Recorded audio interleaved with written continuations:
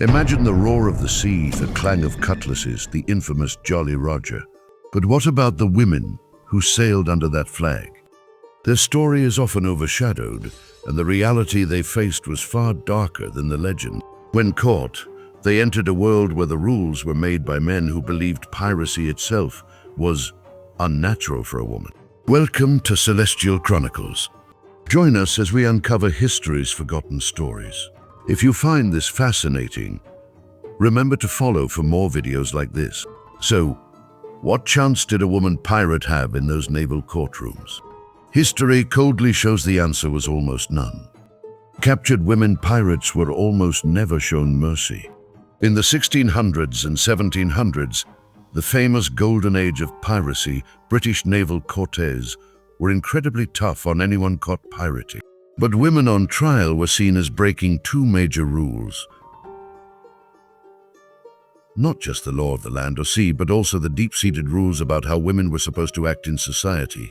They were doubly defiant. Trials happened quickly in temporary naval courtiers, often in places like Jamaica. These courtiers didn't use juries, and the outcome was usually decided before the trial even started. The legal steps were fast, but they still put on a public show. Ship captains, navy officers, and sometimes scared sailors gave their evidence. The accused person had very few rights, and Bonnie and Mary Read, two of the most famous women pirates, faced trial in 1720 in Jamaica. According to the official court records, when Bonnie was sentenced to death, she bitterly told her lover, Calico Jack, "If you had fought like a man, you need not have been hanged like a dog." Their defense? Being pregnant. This was called pleading the belly, one of the rare legal protections women had.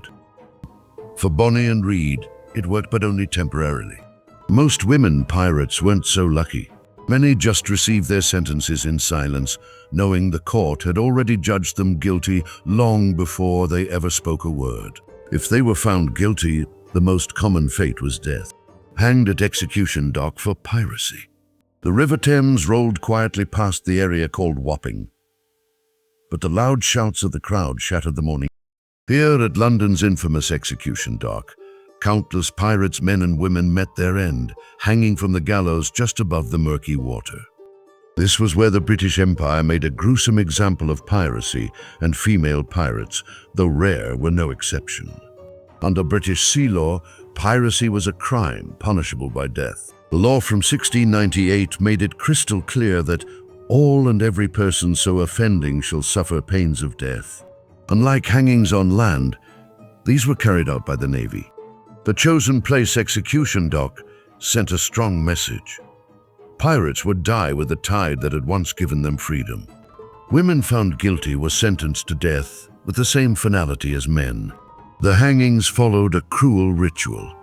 Those sentenced were led from Newgate prison, paraded through London in a cart with armed guards, and jeered at by crowds. Once at Wapping, they were made to stand under the gallows, sometimes with the rope already around their necks. They weren't given a long drop to ensure a quick death.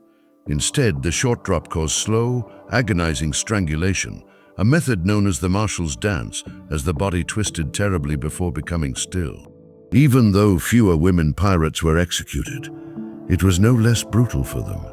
Mary Crishit, an American woman who joined a pirate crew in 1729, was captured and tried in Virginia. Found guilty, she was sentenced to death and hanged right away without any special fuss or delay. Pleading pregnancy did not save her. These public executions weren't just meant to punish, they were meant to terrify everyone watching.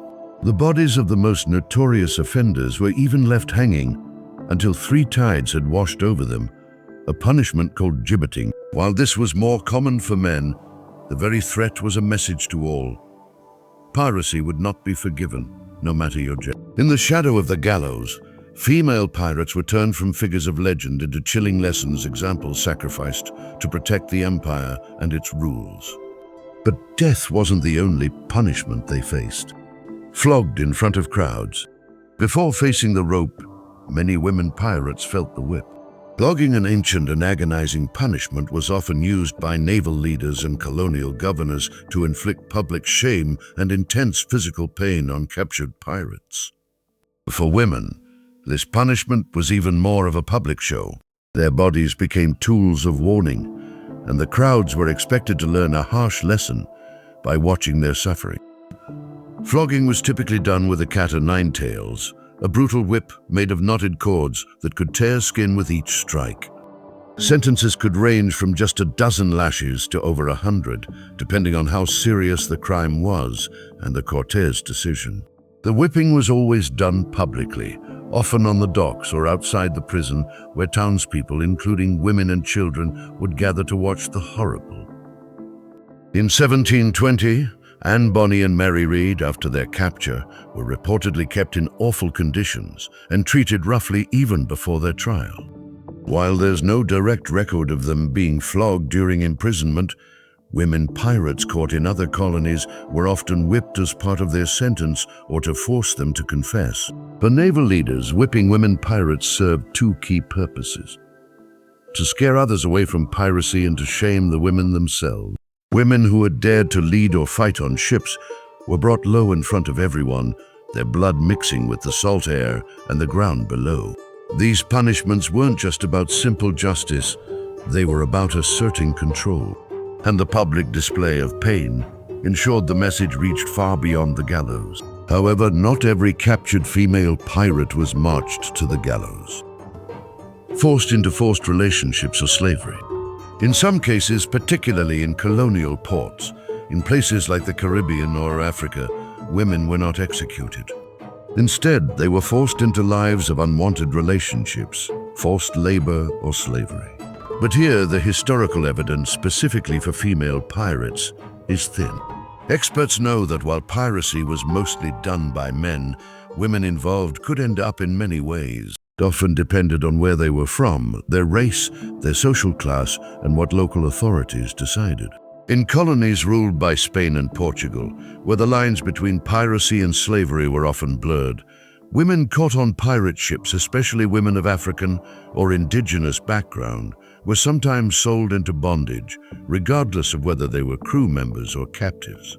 Old records describe women taken from pirate ships and treated like spoils of war.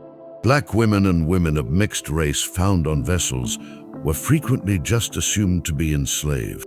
If that happened, they were absorbed into working on plantations or kept as servants and partners by colonial officials or wealthy merchants. The records often don't clearly say if a woman was a pirate or just a woman found on a captured ship, making it hard to draw exact lines. But the practice of forced servitude was widespread. What we do know is that for many women, being caught didn't mean a quick execution. It meant disappearing into households, plantations, or the dark holds of ships. They were stripped of their identity, their history, and any recognition. It was a quiet wiping away, recorded not in court verdicts, but in silence. And sometimes the end wasn't quick or public at all, left to die on prison ships.